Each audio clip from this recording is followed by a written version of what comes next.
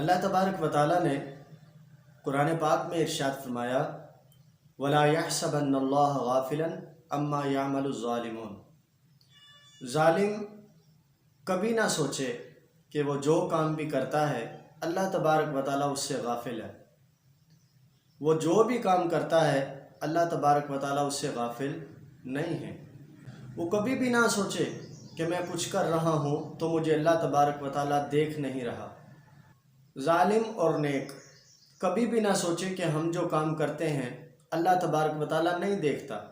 اللہ تبارک و تعالیٰ ظالموں کے عمل بھی دیکھتا ہے اور نیک لوگوں کے کام بھی دیکھتا ہے، کیونکہ وہ عالم الغیب ہے۔ یہ اس کی شان ہے کہ وہ غیبوں کا جاننے والا ہے۔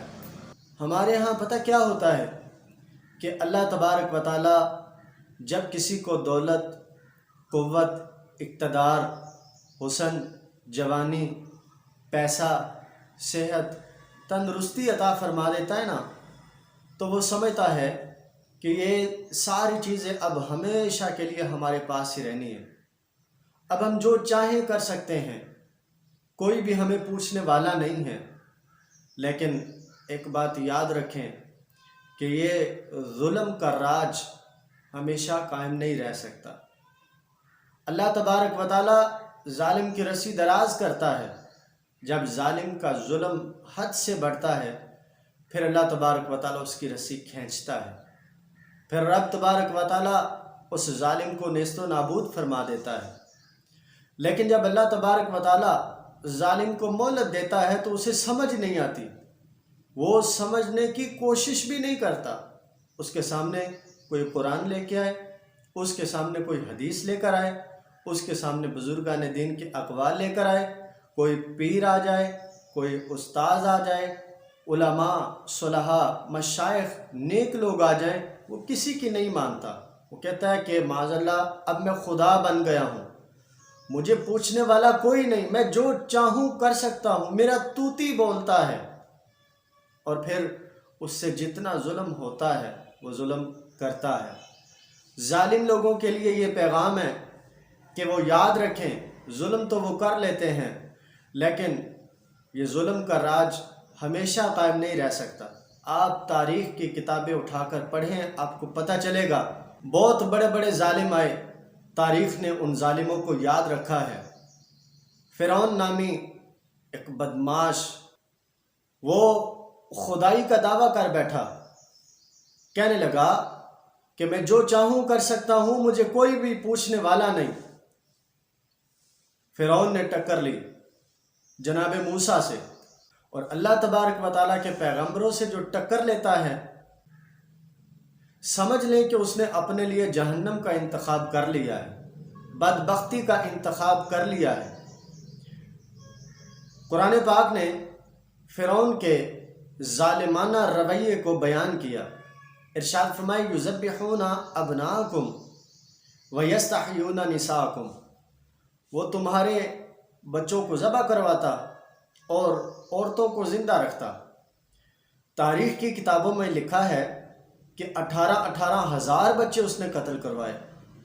آپ دیکھیں کہ بچہ اگر بکری کا بھی ہو تو بڑا پیارا لگتا ہے، خوبصورت لگتا ہے، لیکن اس نے کبھی نہیں سوچا ظلم کرتے ہوئے کہ ماؤں سے بچوں کو چھین کر مروانا، آپ بتائیں کہ کتنا بڑا ظلم ہے۔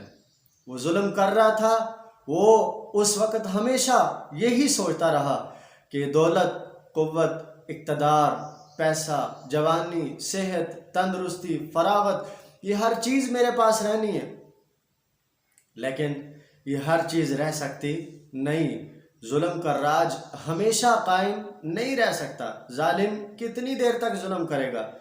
اللہ تبارک و تعالیٰ فرماتا ہے جب ظالم کا ظلم حد سے بڑھتا ہے پھر میں اسے نیست و نابود فرما دیتا ہوں۔ ہمیشہ تو ظلم نہیں کر سکتا تھا، اس کا واسطہ پڑا جناب موسیٰ سے۔ پھر اللہ تبارک و تعالیٰ نے اس بات کو بھی قرآن پاک میں ارشاد فرمایا، وہ جس کا طوطی بولتا تھا، وہ جو سمجھتا تھا کہ یہ ساری چیزیں دولت، قوت، اقتدار، پیسہ، جوانی، صحت، تندرستی ہمیشہ میرے پاس رہنی ہے، پھر وہ مجبور بے بس اور لاچار ہو گیا۔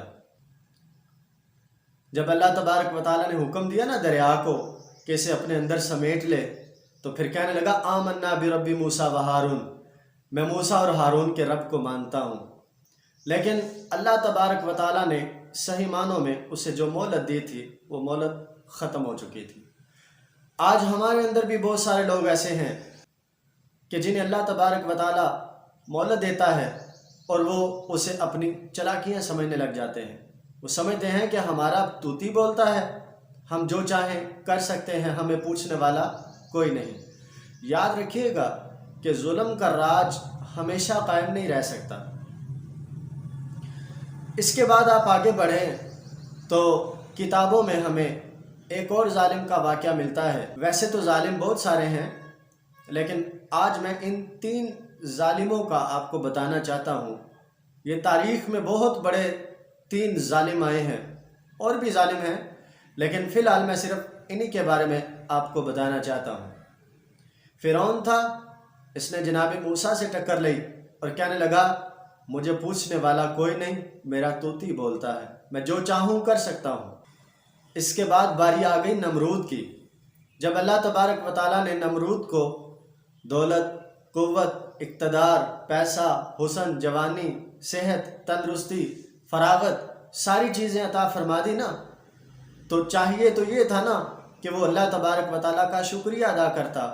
شکر ادا کرنے کے بجائے خدائی کا دعویٰ کرنے لگا، انا ربکم الاعلیٰ، میں تمہارا سب سے اونچا رب ہوں، مجھے مانو، مجھے جانو۔ کہا کیوں؟ کہنے لگا انا احیی و امید، میں زندگی بھی دیتا ہوں، میں موت بھی دیتا ہوں۔ دیکھیں، تھا انسان لیکن خدا ہونے کا دعویٰ اس نے کر لیا۔ کتابوں میں لکھا ہے کہ اس نے بھی کئی ہزار بچوں کو قتل کروایا، ہزاروں عورتوں کے اس نے حمل گروا دیے، لوگوں کو اس نے قتل کروایا۔ وہ بھی یہی سمجھتا تھا کہ یہ میرا ہمیشہ طوطی قائم رہنا ہے۔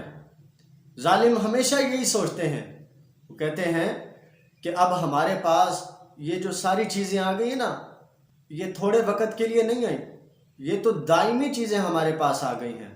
لیکن ظلم کا راج ہمیشہ قائم رہ سکتا؟ پھر آپ تاریخ کی کتابیں اٹھا کر پڑھیں کہ وہ جو اپنا بڑا سکہ چلانے کی کوشش کرتا تھا، وہ جو سمجھتا تھا کہ مجھے پوچھنے والا کوئی نہیں، اللہ تبارک و تعالیٰ نے حکم دیا ایک مچھر کو جو اس کے ناک میں گھسا۔ پڑھیں آپ تاریخ کی کتابیں، آپ کو پتہ چلے گا وہی مچھر جو اپنے آپ کو خدا سمجھتا تھا نا، اس کی موت کا ذریعہ بنا۔ سمجھتا تھا کہ مجھے پوچھنے والا کوئی نہیں، میں جو چاہوں کر سکتا ہوں۔ اللہ تبارک و تعالیٰ نے فرمایا تیری اوقات تو اتنی بھی نہیں کہ تو اس مچھر سے بچ سکے، بچ سکتا اس مچھر سے بھی نہیں، اور دعویٰ خدائی کا کر لیا۔ اللہ تبارک و تعالیٰ نے مچھر کو اس کی موت کا ذریعہ بنایا۔ اس کے بعد ایک اور بہت بڑا ظالم آیا، بہت بڑا ظالم آیا۔ اللہ تبارک و تعالیٰ نے جب اسے دولت، قوت، اقتدار، پیسہ، جوانی، حسن، صحت، تندرستی، فراغت عطا فرمائی، تو وہ بھی کہنے لگا میرا طوطی بولتا۔ اصل بات ان کو سمجھ ہی نہیں آتی کہ اپنے پچھلوں کی طرف دیکھ لیں کہ ان کے ساتھ کیا حشر ہوا ہے، لیکن اللہ تبارک و تعالیٰ ان کی عقلوں کو مفلوج کر دیتا ہے۔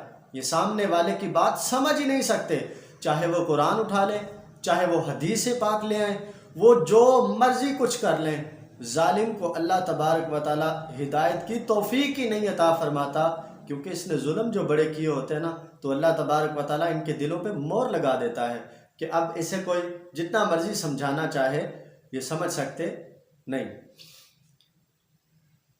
ایک اور بہت بڑا ظالم آیا جسے تاریخ یزید کے نام سے یاد کرتی ہے۔ اس نے بھی امام علی مقام، امام تشنہ کام، امام حسین رضی اللہ تعالیٰ عنہ پر ظلم کیا، اور ایسا ظلم کیا کہ اس ظلم کی مثال آج تک نہیں ملتی۔